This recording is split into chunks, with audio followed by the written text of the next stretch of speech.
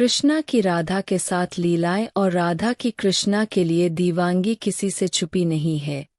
आज भी उनके अमर प्रेम का उदाहरण लोग देते हैं। भले ही यह एक दूसरे के कवि हो नहीं सके, लेकिन फिर भी इनका नाम साथ में लिया जाता है। आखिर ऐसी क्या वजह थी जिसके चलते राधा कृष्ण की प्रेम कहानी अधूरी रह गई, ये किसी को नहीं पता है। वीडियो शुरू करने से पहले एक छोटा सा निवेदन है। कमेंट में राधे राधे जरूर लिखे। गर्ग संहिता और पुराने में इसकी वजह बताई गई है।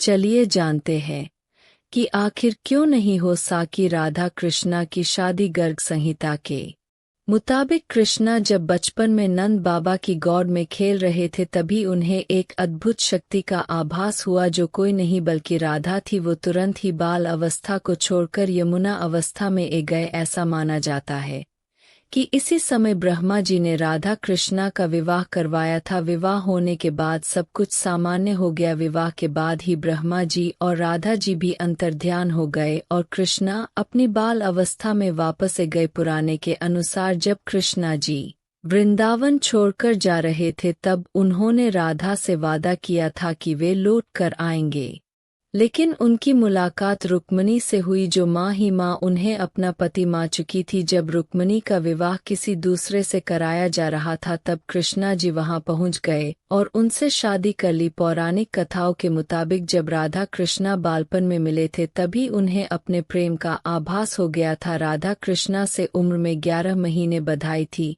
और दोनों का प्रेम आध्यात्मिक था, इसलिए वह कभी शादी के बंधन में नहीं बंधे। पौराणिक कथाओं के अनुसार राधा को रुक्मिणी का आध्यात्मिक अवतार भी माना जाता है।